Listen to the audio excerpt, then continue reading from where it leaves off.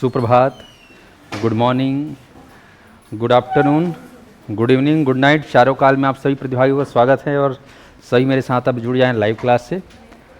आज हम लोग शिक्षा मनोविज्ञान का जो अंतिम टॉपिक है, पाठ कह सकते हो, शिक्षा मनोविज्ञान की प्रमुख विधियाँ, इस पे हम लोग चर्चा करने वाले हैं। शिक्षा मनोविज्ञान की प्रमुख विधियाँ, सभी लोग जुड़ जाएंगे फटाफट भाई।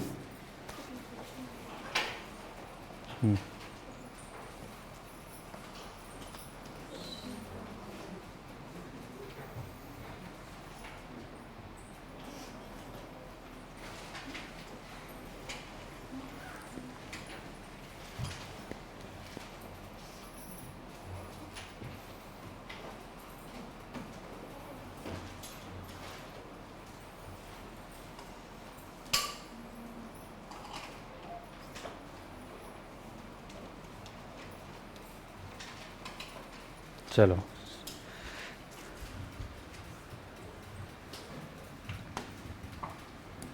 तो देखो यहाँ पर शिक्षा मनोविज्ञान की दो विधियाँ में आत्मनिष्ठ विधियाँ और वस्तुनिष्ठ विधियाँ। आत्मनिष्ठ विधियाँ को अंग्रेजी में क्या बोलते हैं? Subjective method. और वस्तुनिष्ठ विधियाँ क्या बोलते हैं? Objective method. जैसे आप लोग का जो एग्ज़ाम होता है वो कैसा होता है? ऑब्जेक्टिव होता है। 4 ठोक ऑप्शन दिए रहेगा, सही तो सही, गलत तो गलत, कोई मोह माया नहीं। लेकिन जैसे कि तुम लोग लिखित में देते हो, जैसे तुम लोग 8वीं 10वीं 11वीं 12वीं में दिए हो, कुछ ना कुछ लिख के फेंक के आ जाते थे, है कि नहीं? गुरुजी जो है दया माया करके कुछ नहीं तो आधा नंबर दे देता था, है कि नहीं? लेकिन ऑब्जेक्टिव में ऐसा होता है क्या? सही तो सही, गलत तो गलत। आजकल तो वैसे भी वो ऑब्जेक्टिव वाला कौन चेक करता है? OMR शीट भरते नहीं हो, कंप्यूटर चेक करता है। कोई दया में रहता है क्या?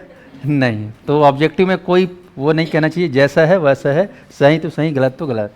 आत्मनिष्ठ में थोड़ा सा विचार करके तो ध्यान रखेंगे, इसी को जो है आत्मनिर्भर विधि बोलते हैं, जिसमें आत्मनिरीक्षण विधि और गाथा वर्णन विधि होता है। तो एक एक को शुरू करेंगे मेरे साथ, लिखेंगे हेडिंग में आत्मनिरीक्षण विधि। किसके अंतर्गत? आत्मनिष्ठ, ठीक, विधि के अंदर। अंग्रेजी में बोलते हैं सब्जेक्टिव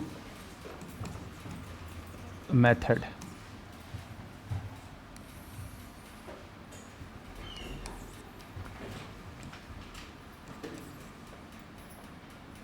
ये आत्मनिष्ठ विधि, आत्मनिरीक्षण विधि और गाथा वर्णन विधि लिखेंगे।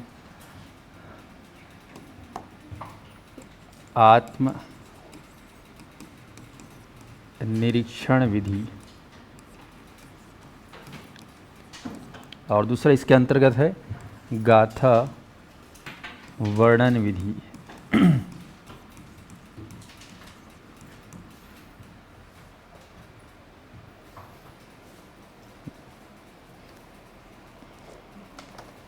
चलो, दोनों के बारे में देखेंगे, दोनों का अंतर नहीं पढ़ेंगे, दोनों के बारे में पढ़ेंगे। मैं एक साथ आजू बाजू लिख दिया हूँ।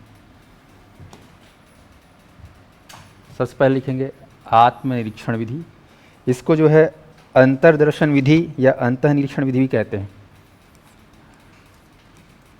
अंतःदर्शन विधि और एक नाम है अंतः निरीक्षण विधि। ये इनके अन्य नाम हैं। आत्मनिरीक्षण विधि के और नाम क्या क्या है? अंतःदर्शन विधि, अंतः निरीक्षण विधि। ध्यान दें।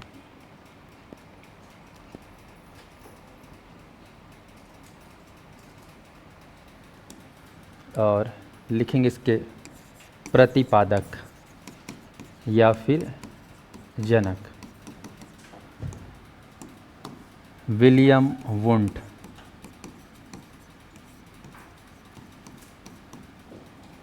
विलियम वुंट और साथ में इनके शिष्य विलियम टिचनर।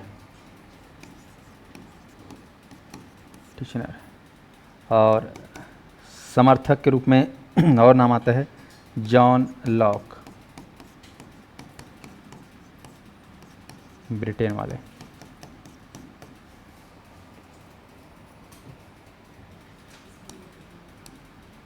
लिखेंगे आत्मनिरीक्षण का शाब्दिक अर्थ। क्या है शाब्दिक अर्थ?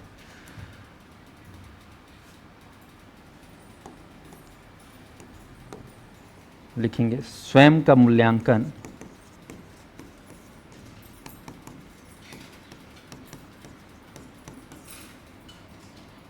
स्वयं के द्वारा करना।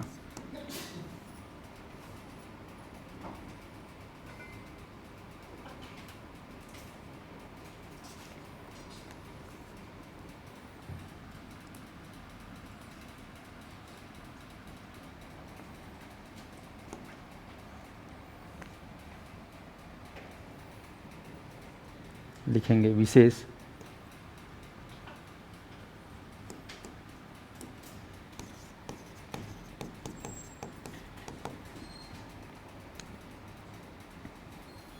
शिक्षा मनोविज्ञान की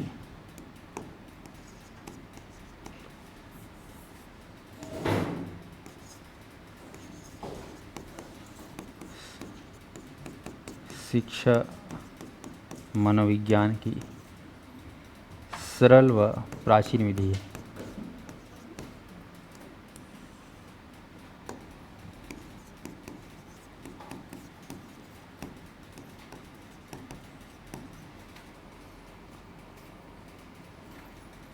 इसमें किसी प्रयोगशाला की इस विधि में किसी प्रयोगशाला की आवश्यकता नहीं होती है।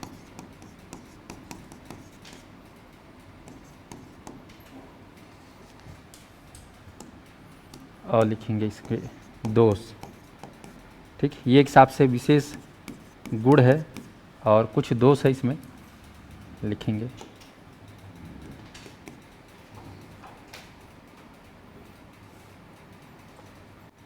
वस्तुनिष्ठता का अभाव। वस्तुनिष्ठता का अभाव। इस विधि में वस्तुनिष्ठता का अभाव होता है। इसको अमनोवैज्ञानिक विधि माना जाता है।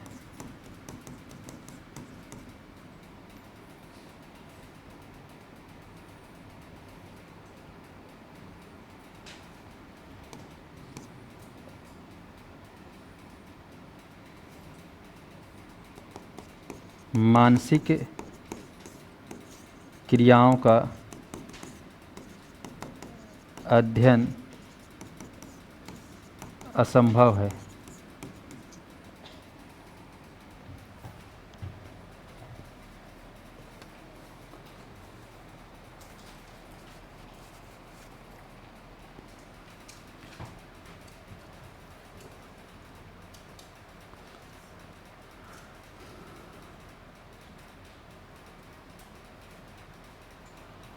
अच्छा, बहुत छोटा हो गया, लिख लिए? हाँ, यहाँ पर देखना, ये जो अंतःनिरीक्षण विधि है ये काम कैसे करता है। तो 3 स्टेप में काम होता है इसमें अगर देखा जाए तो।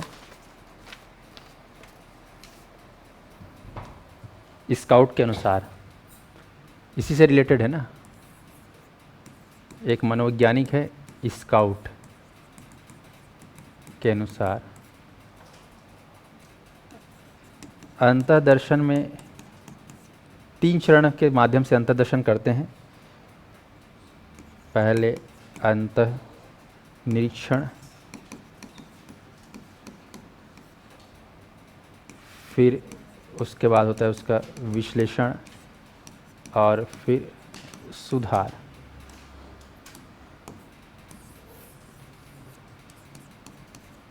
ये अपना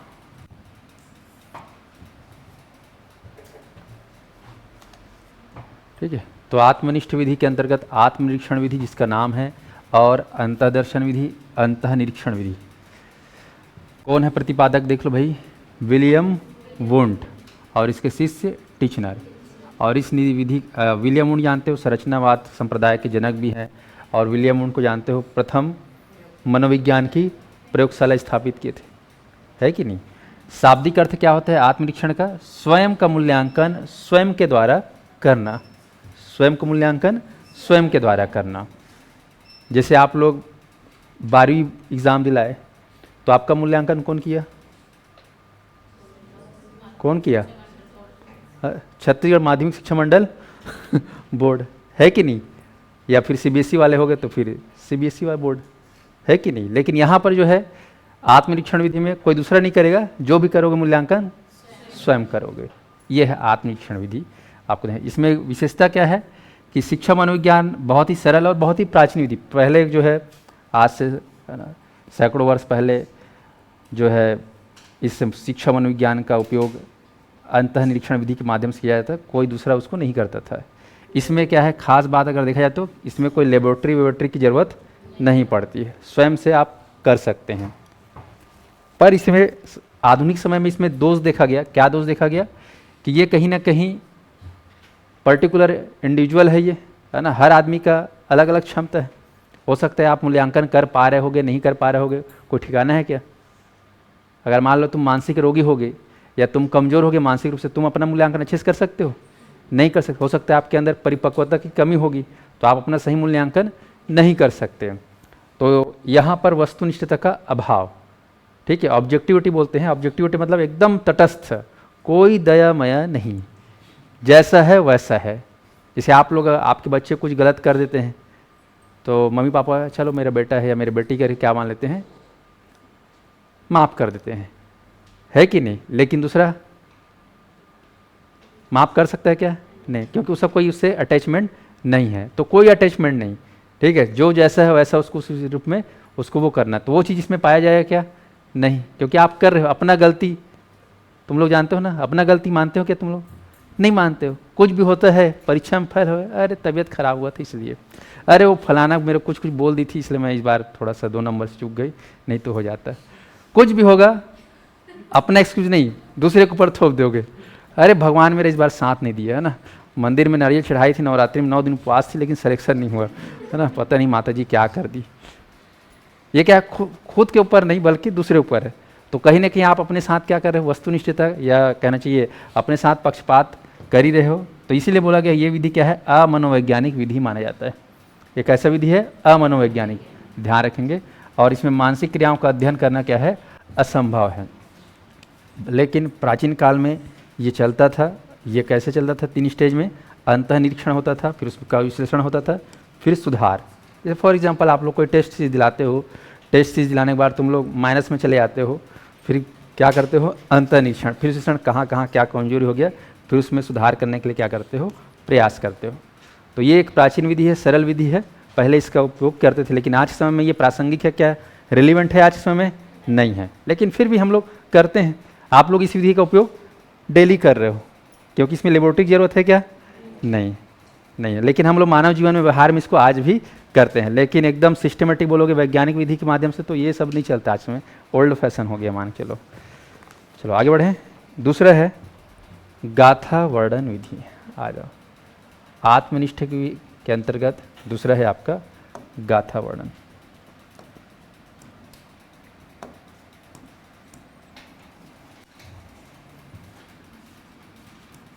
इसके बारे में लिखेंगे। इस विधि द्वारा पूर्व अनुभव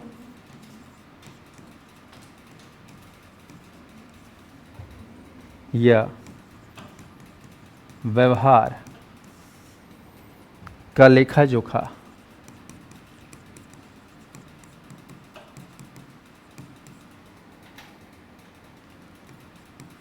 तैयार करता है।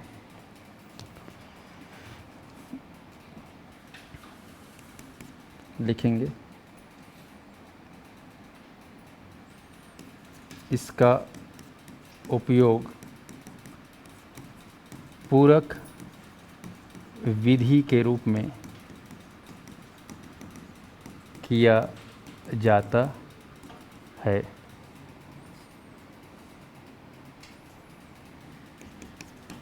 इसे अंतरा अनुभवों की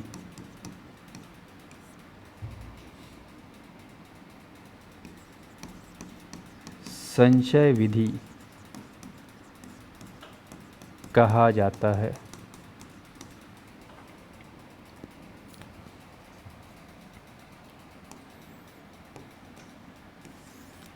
इस विधि में कुछ दोष हैं, लिखेंगे क्या है दोष गाथा वर्णन का।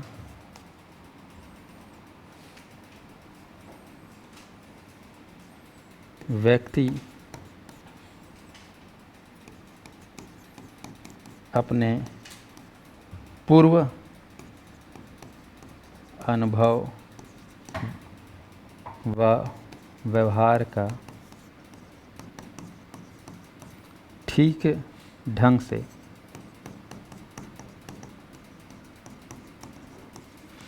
अनुभव या ठीक ढंग से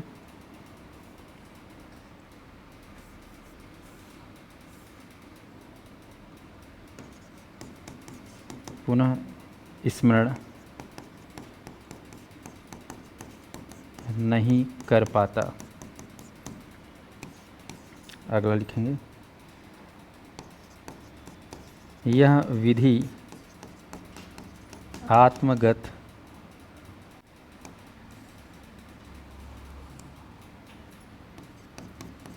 होने के कारण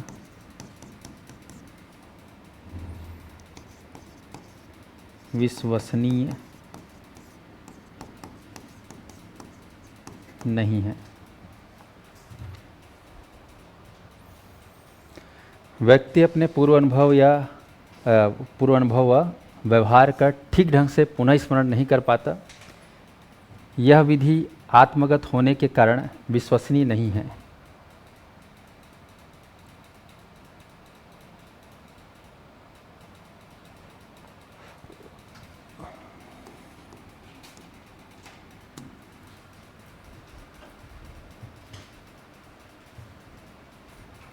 हाँ, ये वर्ग 1 के लिए भी है, 2 के लिए भी है, 3 के लिए भी है।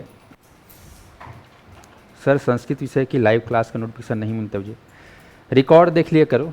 कई बच्चे लोग जो लाइव जुड़ना चाहते हैं 5-10 मिनट लेट हो जाता है तो फिर अफरा तफरी मचा देते हैं, इतना कॉल करते हैं ऐसा लगता है उन लोगों की क्लास पता नहीं होगा भी कि नहीं हुआ। तो यहाँ पर हर क्लास लेट ही होता है, मैं देखता हूँ, है ना। शुरुआत मेरे से होती है। आत्मनिष्ठ विधि का उपयोग कर रहा हूँ मैं, है ना। कारण है कुछ ना कुछ हो जाता है ऊपर नीचे, तो हाँ हो जाता है ऐसा। तो आप लोग टेंशन नहीं लेना। क्लास जैसे मान लो लाइव क्लास में थोड़ा लेट लतीफ होता है तो रिकॉर्डेड क्लास को देखने का वो कर सकते हो, कोई दिक्कत नहीं। और इसमें 5-10 मिनट आप लोग को वेट करना पड़ जाता है। चलिए इसको थोड़ा डिस्कस करते हैं। आत्मनिष्ठ के अंतर्गत दूसरा विधि क्या है? गाथा वर्णन विधि। गाथा मतलब क्या होता है बताओ?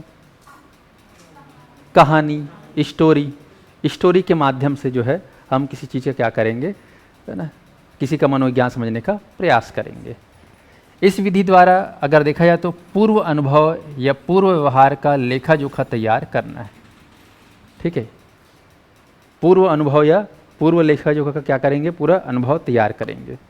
इसका उपयोग पूरक विधि के रूप में किया जाता है। मतलब ये अपने आप में कंप्लीट नहीं है, विधि अपने आप में बिल्कुल भी कंप्लीट नहीं है। ये क्या है? एक सप्लीमेंट के रूप में क्या है? उपयोग किया जाता है। स्पष्ट है? तो पूरक विधि, इसमें खासकर क्या देखा जाता है? अंतर अनुभव की जो है संचय विधि, यानी कि जितने भी हमारे अनुभव है उन सबों को एक समय क्या करेंगे? इकट्ठा करेंगे। उसके हिसाब से क्या करेंगे? बनाएंगे, कहना चाहिए हाँ भाई ऐसा है वैसा है करके एक रिजल्ट, एक निष्कर्ष निकालेंगे। किस माध्यम से? अंतर अनुभव, मतलब बहुत सारे अनुभवों को देखकर संचय करके मिला जुला कर। तो गाथा वर्णन विधि कहना चाहिए, अगर शिक्षा मनोविज्ञान के अंतर्गत ये जो विधि है ये भी एक उपयोग में लाया जाता है। इसका उपयोग आज भी हो रहा है, और एक नहीं हो रहा है। हम लोग अपने व्यक्तिगत जीवन में करते हैं। भाई आप लोग अपने व्यक्तिगत जीवन में जो भी चीज़ सोचते हो करते हो उसके लिए क्या हर चीज़ में लेबोरेटरी में जा करते हो? क्या नहीं। कभी हम आत्मनिरीक्षण करते हैं, कभी हम स्टोरी को, अरे हाँ मेरे साथ पिछली बार फलाना लड़की के साथ मैं जब जुड़ा था तो मेरे को ऐसा ऐसा बोल दी थी, तो ऐसा ऐसा ब्रेकअप हो गया था, तो इस बार नहीं, है ना। गर्लफ्रेंड बॉयफ्रेंड वाला में होता नहीं अनुभव, तो वो अनुभव, अरे यार पिछली बार वो लड़का ना गड़बड़ बड़बड़, या फिर लड़के लोग का अलग रहता है सब, स्टोरी याद करते हैं ऐसा ऐसा सब, तो कुछ ना कुछ उनका या तो अच्छा अनुभव रहेगा या तो कड़वा अनुभव, उसके हिसाब से क्या है नेक्स्ट स्टेप लेंगे। सबका अपना अनुभव होता है। तो ऐसे ही जीवन में जैसे कि अरे यार फलाना के साथ मैं गाड़ी में बैठा था, वो जब भी जाता हूँ वो झपाई देता है किसी है ना, उसके साथ बैठना नहीं है, उसका ठीक नहीं है, बेकार आदमी है। अरे फलाना खा चाय पीना ही नहीं, हमेशा वो सिट्ठा बनाता है, ये दे। कुछ ना कुछ मतलब आप क्या है उसके बारे में थोड़ा सा उसके हाँ याद करते हो, तो उसके हिसाब से फिर करते हो। जैसे कि हमारे समाज में जानते हो जब लड़की देखने जाते हैं, लड़का देखने जाते हैं तो सियान लोग को लेके जाते हैं। क्यों? कि उनके पास इतना ज़्यादा स्टोरी होता है कई सारे लड़कियों को देखने का, है कि नहीं।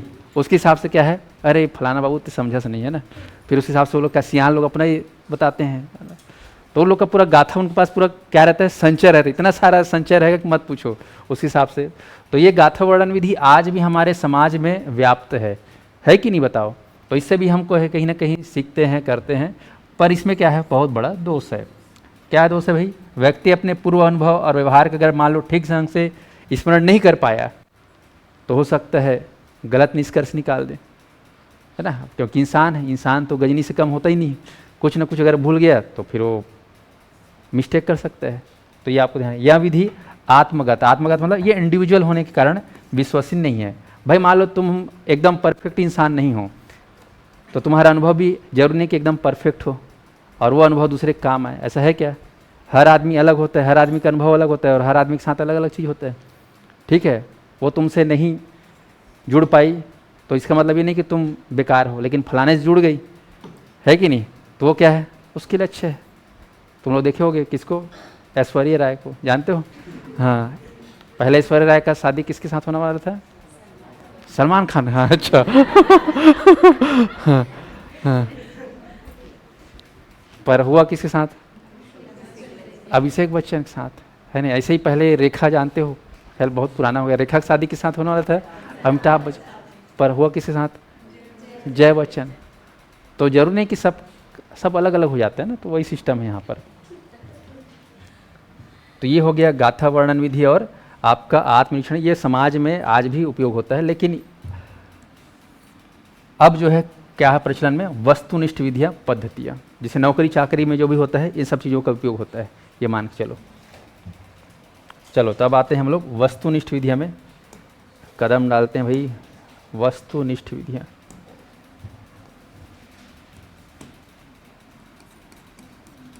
शिक्षा मनोज्ञान का दूसरा विधि है वस्तुनिष्ठ विधि। इसमें 14 प्रकार के पढ़े हो आप लोग, अंग्रेजी में बोलते हैं इसको ऑब्जेक्टिव मेथड।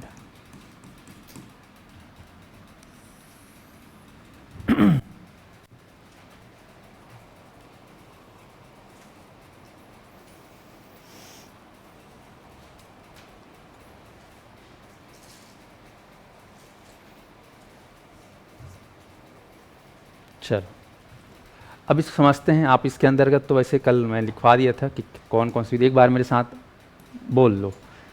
वस्तुनिष्ठ विधियाँ में कौन कौन सी विधि हैं आप देख रहे हो, यहाँ पर 14 प्रकार का नाम लिखा हूँ, नाम बस लेना है। पहला साक्षात्कार विधि, दूसरा क्या है परीक्षण विधि, तीसरा है प्रश्नावली विधि, चौथा है विविधात्मक विधि, पांचवा है जीवन इतिहास, छठवा क्या है निरीक्षण विधि, सातवा है उपचारात्मक, आठवां है मनोविश्लेषणात्मक, नौवां है तुलनात्मक विधि, 10वां है प्रयोगात्मक, 11वां है मनोभौतिक विधि, 12वां है सांख्यिकी विधि, 13वां है विकासात्मक विधि, 14 है समाज विधि।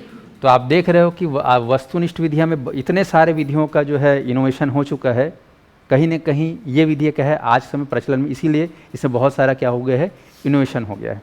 तो स्टार्ट करेंगे।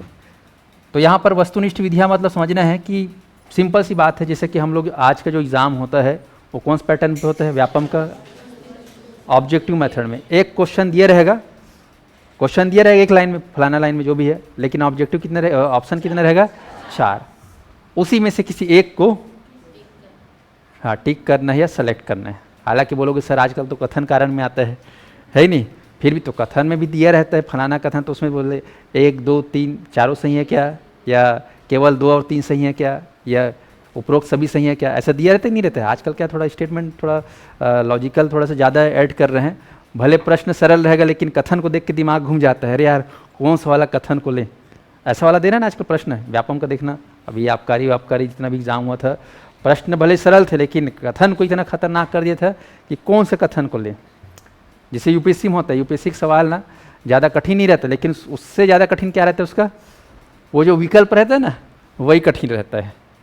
जैसे कि मान लो छत्तीसगढ़ का सबसे बड़ा जिला कौन सा है, ऑप्शन दिया रहेगा रायपुर, बिलासपुर, जगदलपुर और बस्तर फॉर एग्जाम्पल।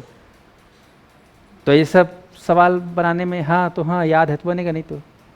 लेकिन अगर बोल दिया जाए कि छत्तीसगढ़ का सबसे बड़ा जिला भौगोलिक आधार पर और आबादी के आधार पर कौन सा है, ठीक है, उसमें बोलेगा बिलासपुर तो ज़्यादा है लेकिन उसमें फलाना चीज़ कम है, बस्तर में तो क्षेत्रफल अधिक है पर आबादी कम है। ऐसे करके जब दुनिया भर के जब लिख के देता है फिर क्या है, दिमाग घूम जाता है, क्या लें क्या ना लें, ऐसा होता है ना। तो वस्तुनिष्ठ में हमको ध्यान रखना है कि हमेशा प्रश्न दिया रहेगा एक उद्दीपक के रूप में और उसी संबंधित हमको 4 विकल्प या 5 विकल्प या 6 विकल्प जैसा भी हो दिया, उसमें से किसी एक को चयन करना रहता है। उसको बोलते हैं क्या, ऑब्जेक्टिव मेथड या वस्तुनिष्ठ मेथड। तो चलो इसके अंतर्गत जितना भी विधियां हैं उसके बारे में पढ़ेंगे।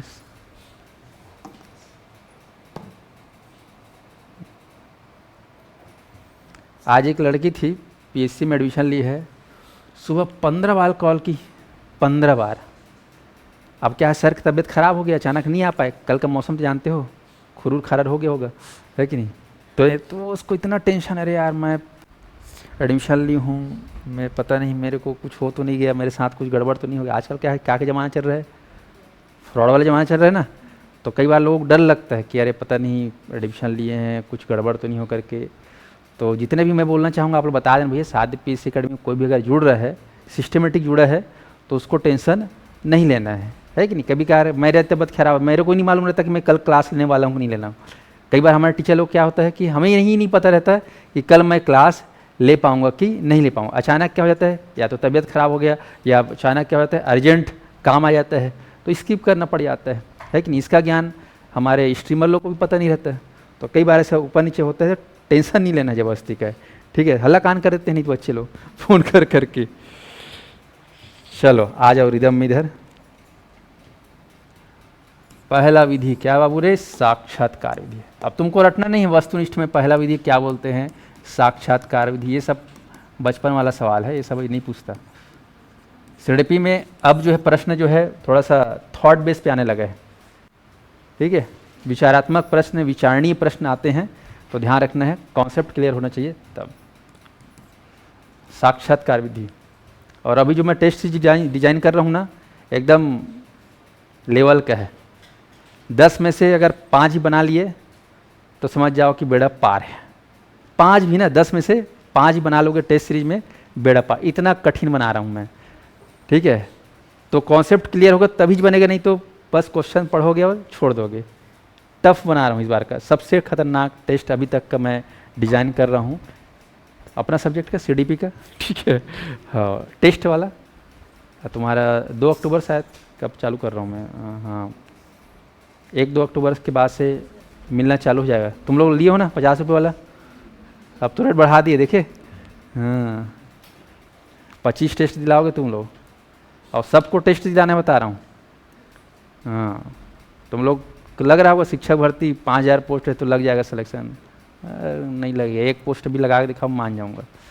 ये भारी टक्कर है ना, कंपटीशन है, समझ में आ रहा है। ऑनलाइन वाले भी ध्यान सुन लो, तुमको घर में लग रहा होगा कि हम लोग पढ़ रहे हैं, भयंकर पढ़ रहे हैं। रायपुर में लाइब्रेरी में जाना, नालंदा में आदमी सुबह 7 बजे जा रहा था, रात के 11 बजे 10 बजे आता है वापस, टिफिन धर के जाते हैं। केवल रायपुर की नहीं बात कर रहा हूँ, भिलाई में भी है लाइब्रेरी, बिलासपुर में भी लाइब्रेरी है, शहरों में लाइब्रेरी हैं। लोग समय दे रहे हैं और तुम बोलोगे हम हाउस वाइफ हैं, है ना, या हम हाउस हस्बैंड हैं, ठीक है, या जो भी हैं पार्ट टाइम जॉब कर रहे हैं, तो तुम्हारी समस्या है। समय जो देगा उसी का सिलेक्शन होगा, मजबूरी है ना। इतने मतलब पढ़ने वाले हो गए, इतने बेरोजगार हो गए, इतने शिक्षित बेरोजगार ज़्यादा हो गए कि नहीं हुए। आज के समय में कैसे बेरोजगार ज़्यादा है बताओ, शिक्षित बेरोजगार ज़्यादा है, मजदूर लोग बेरोजगार नहीं है हैं क्या, मजदूर लोग बेरोजगार आज से में मजदूर का डिमांड इतना ज़्यादा है कि वो लोग भाव खाते हैं। कौन लोग? मजदूर लोग। हाँ, आजकल नौकर चाकर नहीं मिलते, लेकिन शिक्षित बेरोजगार इतने हैं, हर घर में एक दो शिक्षित बेरोजगार दिख जाएंगे, है कि नहीं? क्योंकि उनको मजदूरी वाला काम नहीं करना है। अब पढ़े लिखे हैं क्या करेंगे? नौकरी करेंगे या बिजनेस करेंगे। तो हमारे समाज में शिक्षित बेरोजगार बढ़ रहे हैं, इसीलिए वो लोग मेहनत भी कर रहे हैं। इसीलिए थोड़ा बहुत अगर पढ़ोगे तो सिलेक्शन नहीं होने वाला। केवल कोचिंग ज्वाइन कर लोगे, रिकॉर्ड वीडियो देख लोगे, नहीं होने वाले सिलेक्शन। पढ़ना है, रिवीजन करना है, मनमाने ऑब्जेक्टिव सॉल्व करना है, मनमाने टेस्ट चीज दिलाना है, तब जाके तुम्हारा कमी जो है सुधार होगा।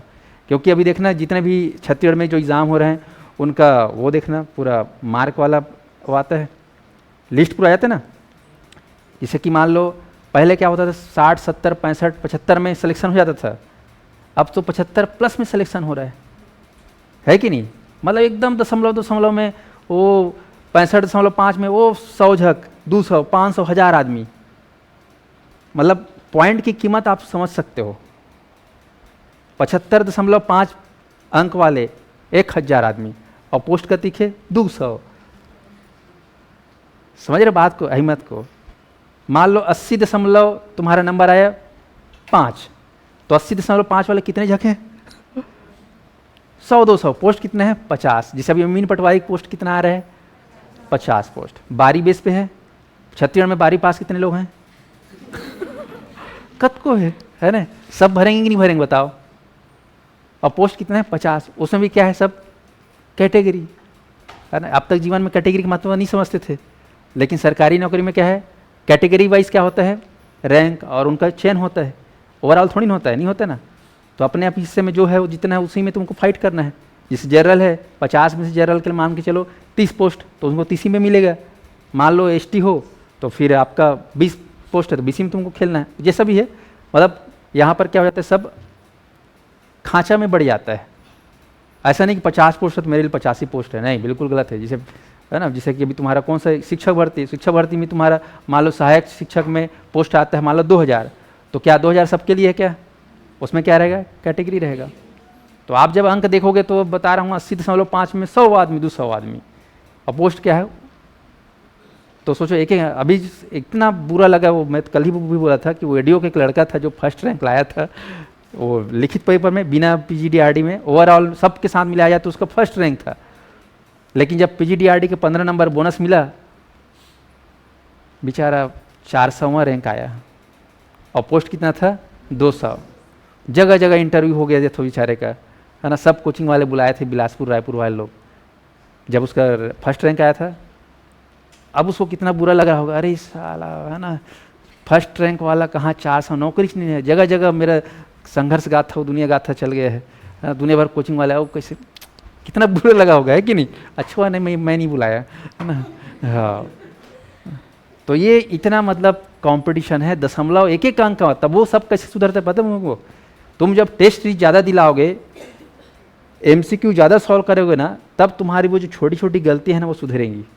अदरवाइज तुम बोलोगे बहुत पढ़ लूँगा तो ही मेरा सिलेक्शन होगा, नहीं। बहुत पढ़ लेने के बाद अगर तुम टेस्ट नहीं लगाओगे, टाइम मैनेजमेंट नहीं करोगे, विदिन 2 घंटे में तुम सॉल्व नहीं कर पाओगे, विदिन 2 घंटे में गोला मार के तुम 100 प्रश्नों को नहीं पढ़ पाओगे, तो जानकार होते हुए भी मेहनत करने के बावजूद भी तुम क्या हो जाओगे?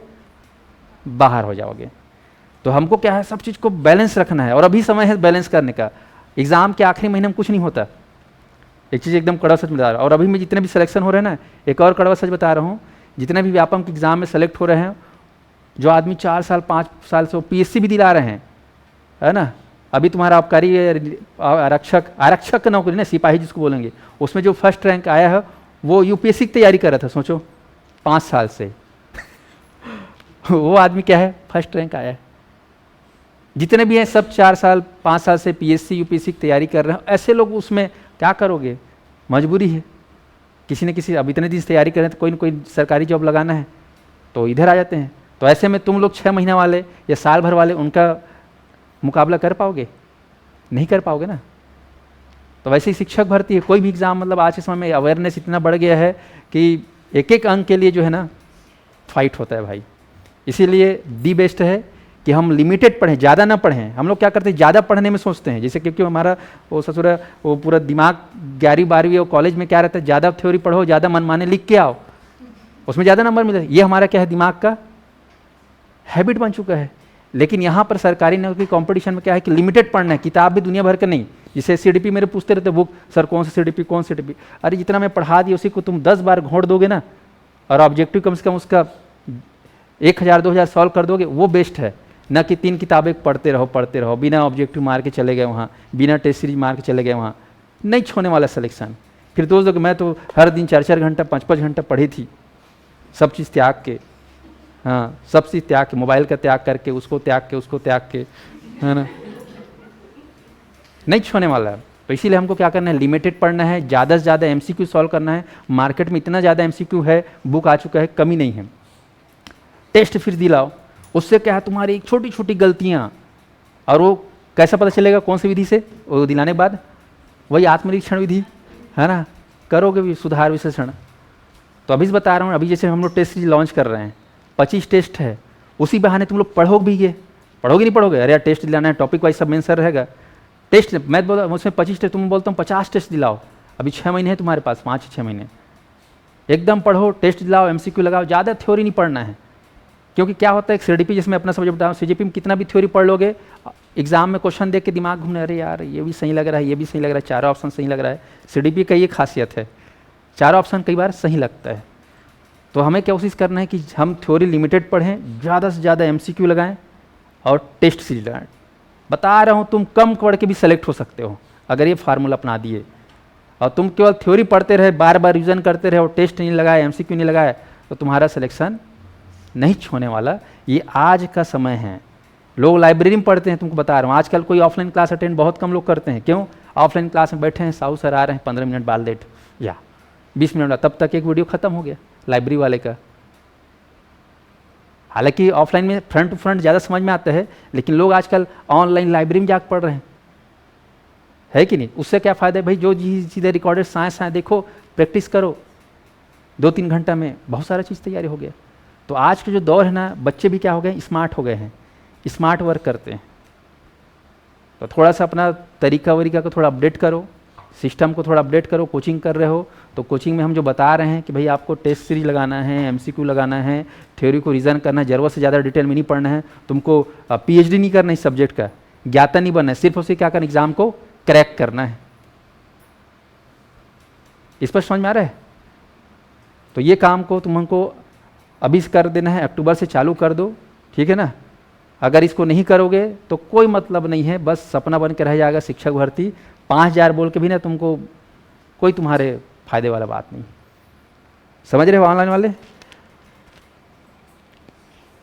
और यहाँ आते हो तो टाइम पास नहीं करना है ऑफलाइन वाले, आगे बता रहा हूँ, ठीक है। तुमको जो समय मिला है ना, ये बहुत कीमती समय है। मैं खुद अभी सोचता हूँ कि यार मेरे पास और समय होता तो मैं और बहुत कुछ पढ़ाता, बहुत कुछ करता। मेरे को मतलब अपने समय का बहुत कम समय पढ़ाने और एकेडमिक मिलता है, क्योंकि बीवी बच्चे वाला हो गया हूँ, परिवार वाला हो गया हूँ। चाहता तो मेरे अंदर बता रहा हूँ 24 घंटे में मैं ये मान के चलो कि मैं 15 घंटा एकेडमी के लिए सोचता हूँ। मैं रात को, मेरे यहाँ घर वाले सो भी जाते हैं ना, तो मैं रात को बता रहा हूँ, यकीन नहीं मानोगे, 11 बजे से 2 बजे तक मैं काम करते रहता हूँ एकेडमी के लिए। मेरे घर वाले बोलते क्या करते हो रात के, उनको शक हो जाता है, मोबाइल पकड़ा है तो कहीं इधर उधर तो नहीं। हाँ समझ रहे हो ना, शादी की बात ये है, बाकी ऐसा कुछ नहीं, काम करते रहते हैं। क्योंकि बीवी अच्छे है, वो बच्चा क्या है, मोबाइल को देखते हैं, फिर पापा पापा, ऐसा मतलब बहुत कम समय मिलता है, समय छुड़ाना पड़ता है एक समय बाद। तुम लोग जानते हो कि जो हाउस वाइफ हो, ससुराल को मेंटेन करते हो, है ना, पति को मेंटेन करते हो, है कि नहीं, फैमिली को मेंटेन करते हो, समय कम मिलता है कि नहीं मिलता है? मतलब आज के पास समय बहुत कम है और करने को बहुत कुछ है। सिलेबस देखोगे तुम्हारा भी 6 महीने बाद एग्जाम है, तो तुम एकदम मस्त आराम से मत पढ़ना। हर दिन 3-4 सब्जेक्ट पढ़ना बता रहा हूँ, मैथ्स, रीजनिंग, अंग्रेजी, सब चीज़ को पढ़ना है, हिंदी विंदी जितना भी पर्यायवाची, जितना भी क्या है, सबको रट्टा मारते रहो। तुमको आगे बढ़ना है। तुम आजू बाजू एक दूसरे क्या हो, यहाँ पर कॉम्पिटिटर हैं अपन, स्वस्थ प्रतिस्पर्धा रखो, एकदम जागरूक रहो। फिर देखना सिस्टमेटिक पढ़ोगे ना तो तुम्हारा सिलेक्शन, जो आदमी 3 साल से जो तैयारी कर रहे हैं परंपरागत विधि से, लेकिन 1 साल जो 6 महीने स्मार्ट वर्क की तैयारी करेगा ना, उससे सिलेक्शन हो जाएगा। अक्सर देखना एग्जाम में इंजीनियरिंग वाले और मेडिकल वाले क्यों सेलेक्ट होते हैं, उनका जो पढ़ने का तरीका होता है वो थोड़ा अलग होता है। वो लोग थोड़ा स्मार्ट वर्क करके पढ़ते हैं, और जो लोग आर्ट्स वाले बैकग्राउंड वाले होते हैं वो लोग वही परंपरागत विधि, आत्मनिरीक्षण विधि, है ना, गाथा वर्णन विधि, ये सब का ज़्यादा प्रयोग करते हैं। ऐसे में सिलेक्शन फिर कम होता है। तो चीज़ों को ध्यान रखिए और उस हिसाब से भिड़ जाइए, कमर कस के। ये मत सोचना कि यार मेरे सिलेक्शन होगा कि नहीं होगा, वो तुम भी नहीं जानते, मैं भी नहीं जानता, समय जानता है, समय में सब चीज़ जाता है। तो अभी 6 महीना कहाँ बच गए तुम हरमन के, अक्टूबर, नवंबर, दिसंबर जनवरी में एग्ज़ाम होगा क्या? नहीं होगा। साफ स्पष्ट हो गया कि नेट सेट और ये सीजी टेट के बाद ही होने वाला है। तो सीजी टेट कब है? 1 फरवरी को। फरवरी मार्च में क्या है, पूरा बोर्ड एग्ज़ाम रहता है। 10वीं 12वीं का जी स्कूल में व्यस्त रहते, टीचर मन भी व्यस्त रहते। तो होगा कब? मान लेते हैं अप्रैल मई जून। तो मुश्किल से तुम्हारे पास कितने महीने हैं? 5 महीने। अब 5 महीने हमको इतना सारा चीज़ पढ़ना है, रिवीजन करना है, एमसीक्यू करना है, टेस्ट सीरीज से हमको आदत सुधारना है। तुम लोग का आदत बहुत ख़राब है। 2 घंटे वो ऑनलाइन टेस्ट भी दे रहोगे, 2 घंटे तक केवल क्वेश्चन ही देखते रहते हो। 2 घंटे का अगर टेस्ट सीरीज है तो तुमको क्या करना है? विद इन 1.5 घंटे में सॉल्व करने का आदत बनाना है। क्योंकि ऑनलाइन में टिक मारने वाला, गोला मारने वाला समय लगता नहीं है, फट से बात हो सेलेक्ट। लेकिन एग्जाम हॉल में क्या रहता है? गोला भरने में टाइम लगता है। 100 गोला भरने में कितना टाइम लगता है पता है ना? कई लोग 100 गोला भरने में ही आधा घंटा लगा देते हैं। तो गोला तुमको कोशिश करना है, 100 गोला को अगर भरना है तो 15 मिनट से ज़्यादा नहीं लगना चाहिए। और तुम उसी में 25 मिनट लगा रहे हो, आधा घंटा लगा रहे हो, तो फिर कैसे होगा बताओ? एसएससी के एग्ज़ाम जानते हो, एसएससी के एग्ज़ाम 100 क्वेश्चन 100 मिनट में होता है, पता ही नहीं पता है। रेलवे के एग्ज़ाम वही 90 क्वेश्चन 60 मिनट में होता है। तो सेंट्रल लेवल के जो एग्ज़ाम होते हैं उसमें क्या रहता है? क्वेश्चन को बहुत ही फास्ट सॉल्व करना रहता है। वहाँ पर स्पीड का खेल है, एक्यूरेसी का खेल है। और वही चीज़ों को धीरे धीरे हमारा छत्तीसगढ़ व्यापम भी उसी को एडॉप्ट कर रहा है। पहले 150-200 अंकों का होता था, मतलब प्रश्न होते थे 150 और 3 घंटे का समय होता था। आजकल क्या हो गया है? सब 2-2 घंटे का हो गया कि नहीं? अभी देखो अमीन पटवारी जो इससे पहले जो हुआ था 150 अंक का हुआ है, अभी आ गया चेंज कि 100 नंबर को होना है, 2 घंटे में होना है करके। तो इससे ये समझ जाना है कि कम समय में ज़्यादा क्वेश्चन, यानी कि आपसे क्या डिमांड कर रहा है? Speed, accuracy. तो इसके लिए तुम लोग जब तक टेस्ट सीरीज नहीं दिलाओगे बार बार, तुम्हारा स्पीड मतलब अब हो सकता है भाई तुम लोग का नेचुरल स्पीड अच्छा होगा तो अच्छी बात, लेकिन मेरे को नहीं लगता कि सब लोगों का स्पीड अच्छा होगा। तो आप लोगों को 2 घंटे में वो सवाल पढ़ने आना चाहिए। फास्ट रीडिंग करना, क्वेश्चन पढ़ रहे हो एकदम अटल बिहारी वाजपेयी टाइप से, है ना, तो फिर तो गए, जानते हो भी। तो ये सब चीज़ों पे हमको काम करना है। सिर्फ पढ़ लेना ही सिलेक्शन नहीं है। अप्रोच शुड बी, है ना, एग्ज़ाम ओरिएंटेड। वो चीज़ को ध्यान रखना है अपना। इस चीज़ से तुम्हारा व्यवहार अगर बन जाएगा तो बता रहा हूँ ज़्यादा पढ़ने वालों को भी तुम क्या कर सकते हो? परास्त कर सकते हो। आया समझ में? तो अप्रोच को सुधारो, अपना मूल्यांकन करो। और बता रहा हूँ यहाँ पर सिलेक्शन के लिए कोई जरूरी नहीं कि तुम्हारा 12वीं में क्या % था, डजेंट मैटर। सरकारी नौकरी में बता रहा हूँ गधे लोग का भी सिलेक्शन होता है। क्यों? क्योंकि वो एग्ज़ाम ओरिएंटेड सीख कर उस हिसाब से तैयारी करते हैं। हाउस वाइफ वाले ऐसा मत सोचना कि हम लोग को सिलेक्शन बिल्कुल हो सकता है। जो मैंने बताया है ना उसी पे काम करना। लिमिटेड पढ़ो, ज़्यादा से ज़्यादा एमसीक्यू करो, और ज़्यादा से ज़्यादा क्या करो?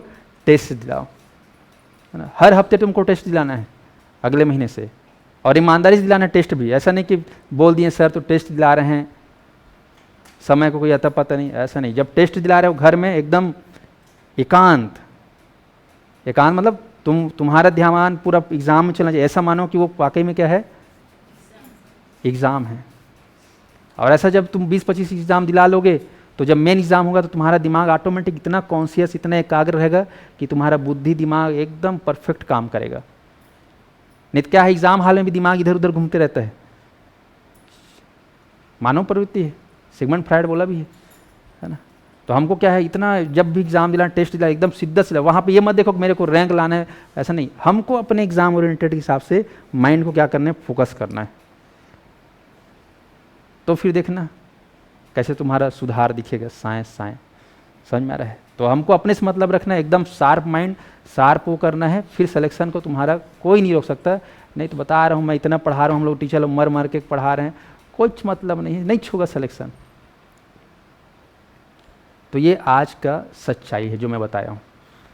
स्पष्ट है? केवल पढ़ना नहीं, क्या करना बताओ?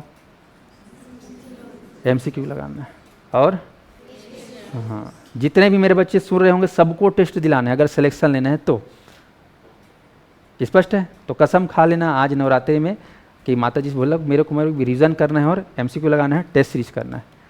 और जितना मैं पढ़ा रहा हूँ मत बोलना कि यार फलाना बुक में बड़ा कंदे है, वहाँ बड़ा कन पढ़ा दी से, ये सब ना फालतू बेवकूफ़ी वाला काम मत। किसी भी सब्जेक्ट बात कर रहा हूँ, हम लोग जितना पढ़ा देंगे ना उसी को ही क्या मान लेना, वेद गीता कुरान मान के पढ़ लेना, क्योंकि हर कोचिंग में कहीं प्लस है कहीं माइनस है। आया समझ में? तो वो सब देखते देखते कई लोग क्या है, हम बिलासपुर में क्या होता है, दिल्ली में जो बच्चे होते हैं ना, वो लोग बस हर कोचिंग का क्या करते रहते हैं, कंपेरिजन करते रहते हैं, नोट्स का, बुक का, वीडियो का, टीचर का। ससुरे 6 महीने साल भर इसी में लगा देते हैं। तो तुम पढ़ने गए हो कि तुम वो मुआयना करने गए हो? वो पहले है कोचिंग। तो भाई 7 पीस एकड़ में जा रहे हो, इतने लोग टीम है, तुमको आंख मूंद के ब्लाइंड फेथ करना है और जितना पढ़ा रहे हैं उसी को घोर घोर के पढ़ना है। स्पष्ट है? तभी सफलता मिलेगी।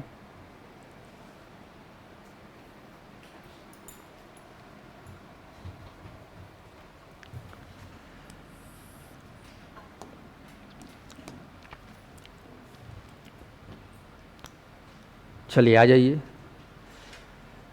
ऑब्जेक्टिव मेथड में पहला है साक्षात्कार विधि।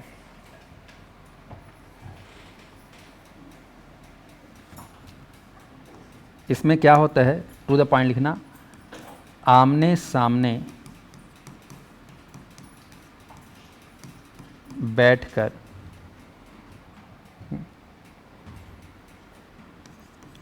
विचारों का आदान प्रदान या फिर विनिमय, विनिमय कहीं बोलते हैं, आदान प्रदान या एक्सचेंज होता है, उसको बोलते हैं साक्षात्कार विधि।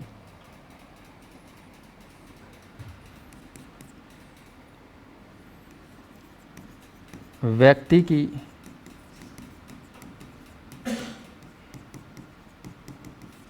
संवेदनाओं को जानने का सबसे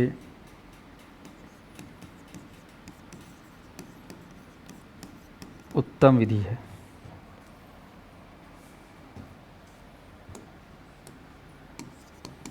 दूसरा लिखेंगे परीक्षण विधि।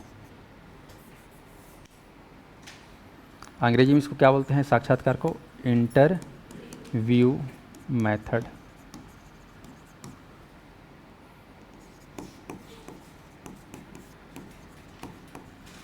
परीक्षण विधि अंग्रेजी में लिख लेना टेस्ट मेथड।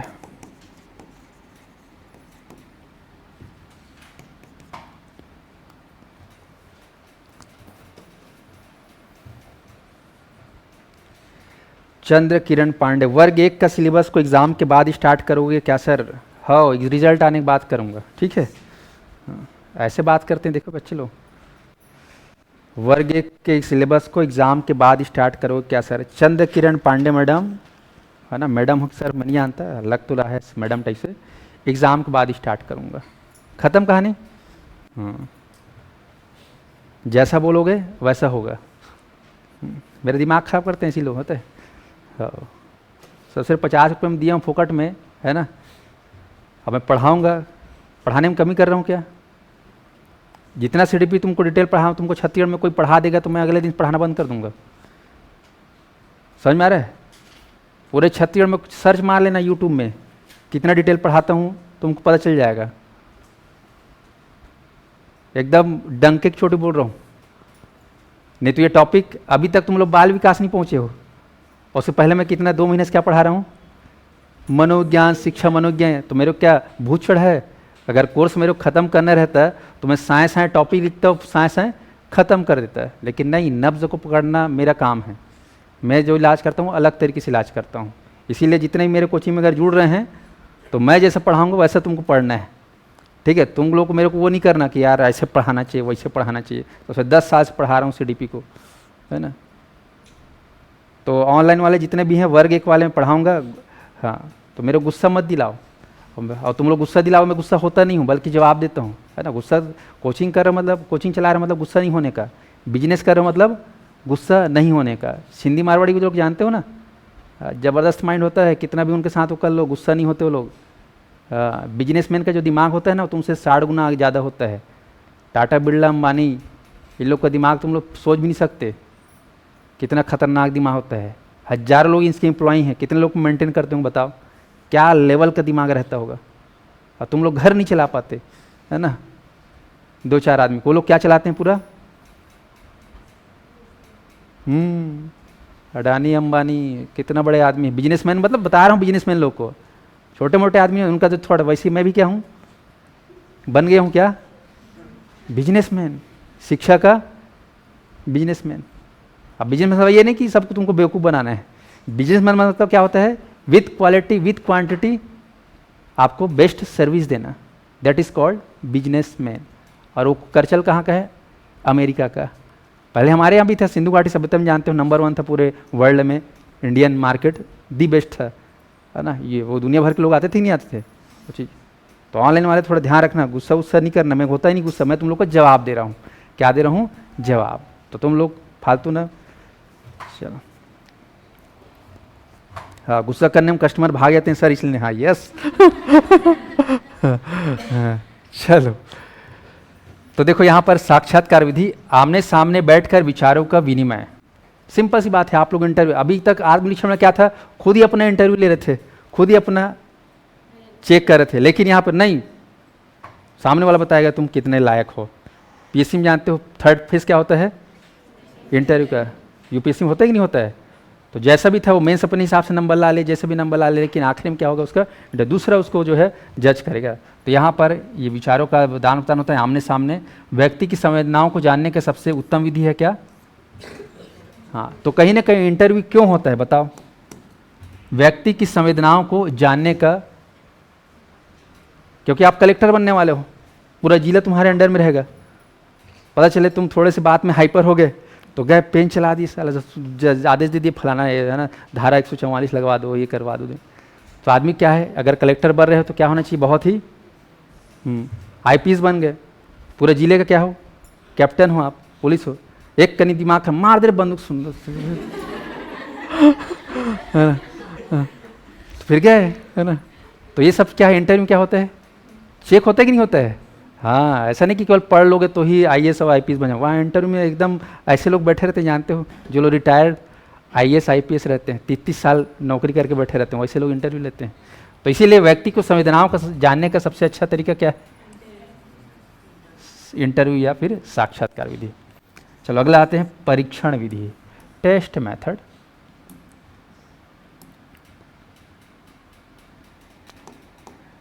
टेस्ट मेथड लिखेंगे, ये नवीन और आधुनिक विधि है।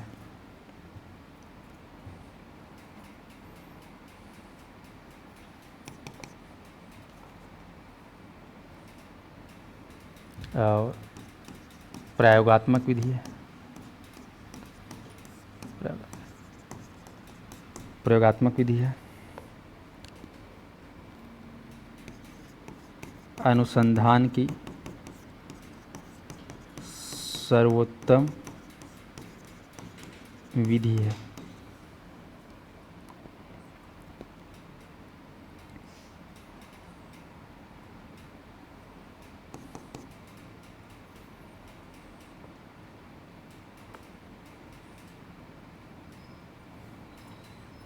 इसमें प्रयोगकर्ता सर्वप्रथम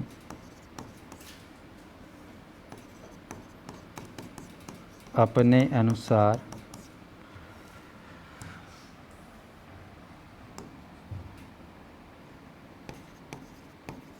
परिस्थितियों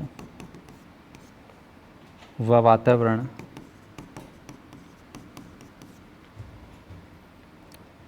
को निर्धारित करता है।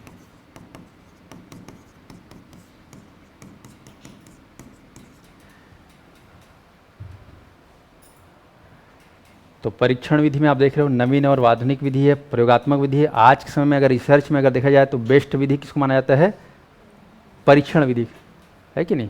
रिसर्च में हम लोग कौन से विधि को अपनाते हैं, प्रयोगात्मक विधि को, टेस्ट मेथड को, एक्सपेरिमेंटल मेथड को। तो इसमें प्रयोगकर्ता सर्वप्रथम अपने अनुसार परिस्थितियों और वातावरण को क्या करता है, निर्धारित करता है। तो ये हो गया अपना परीक्षण विधि। अगला लिखेंगे,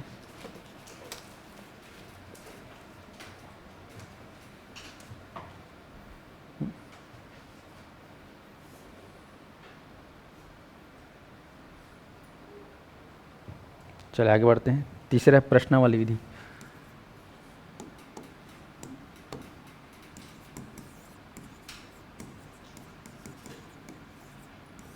प्रश्नावली विधि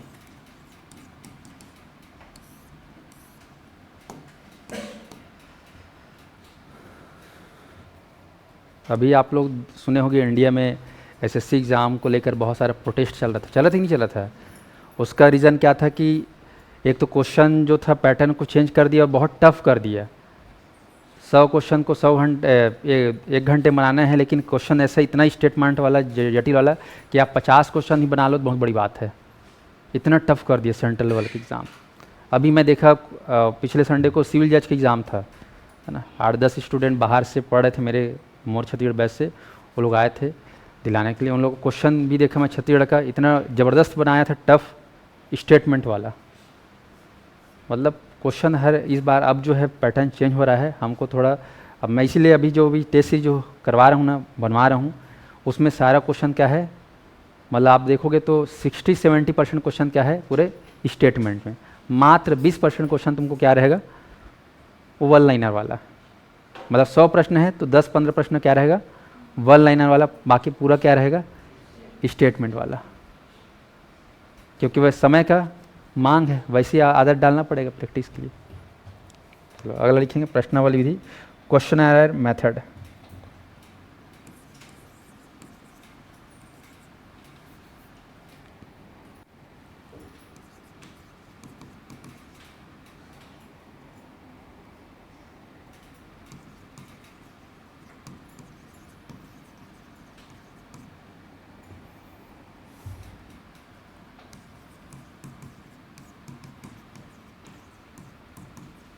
जनक कौन है, सुकरात।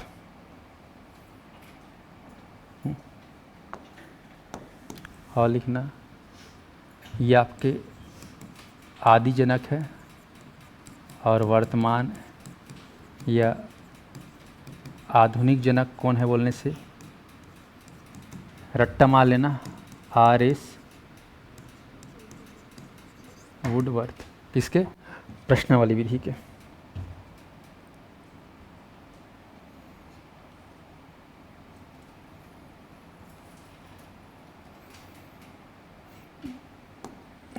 अगला लिखेंगे, चौथा रेटिंग विधि।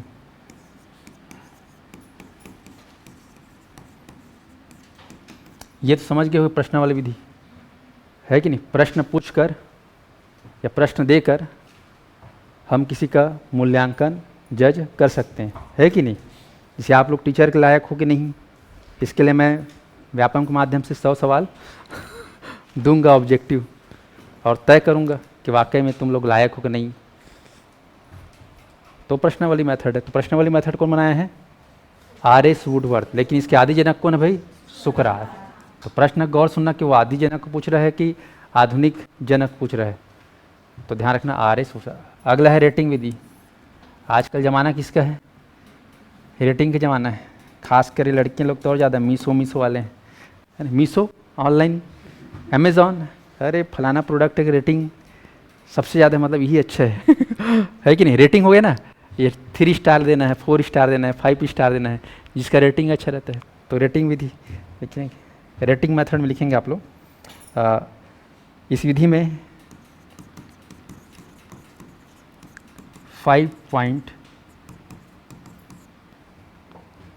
रेटिंग स्केल आधार होता है। रेटिंग स्केल आधार होता है।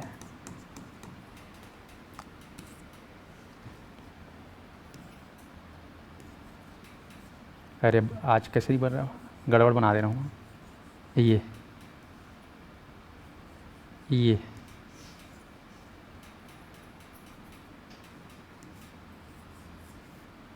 लो, कितना दोगे बताओ? कितना दोगे? पूरा मत दो, पूरा मत दो, है ना, कम से कम 2 स्टार दो, है ना, ठीक है। चलो, तो रेटिंग विधि में 5 पॉइंट रेटिंग याद रखना।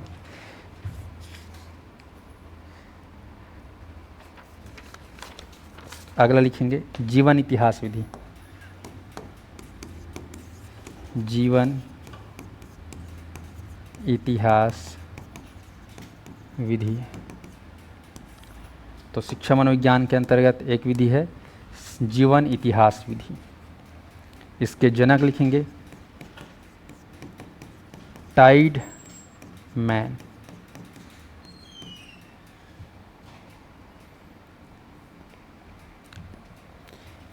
वेरी वेरी इंपॉर्टेंट, जीवन इतिहास विधि को केस स्टडी बोलते हैं। एग्ज़ाम में आता है केस स्टडी या फिर व्यक्ति वृत्त विधि।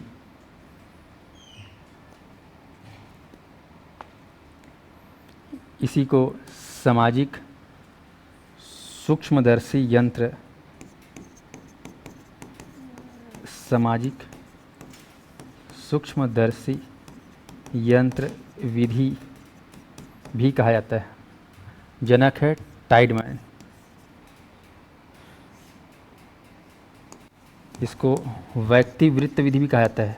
व्यक्ति वृत्त विधि या जीवन वृत्त विधि।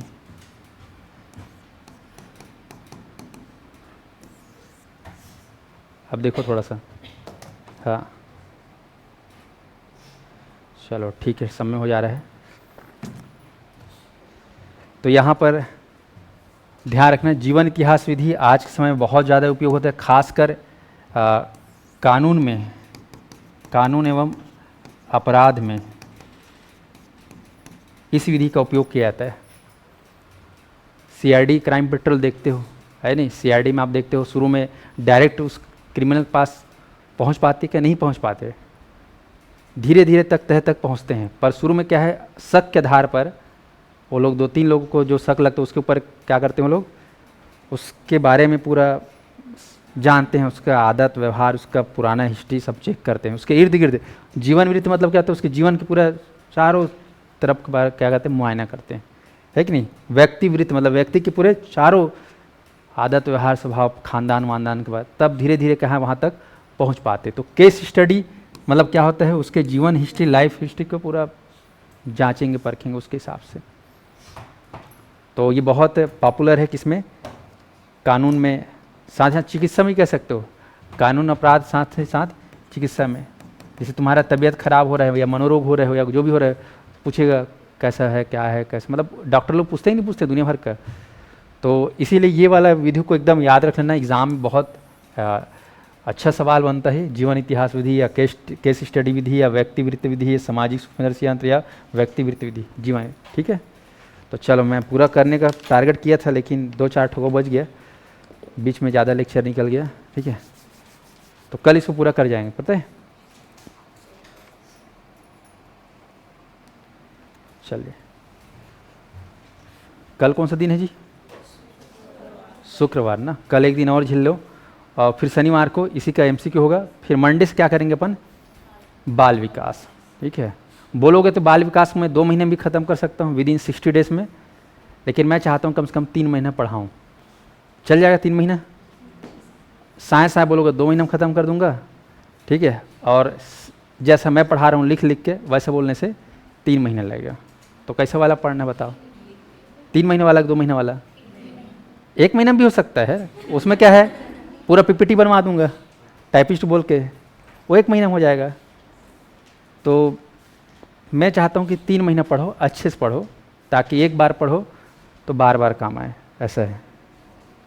चलिए, धन्यवाद।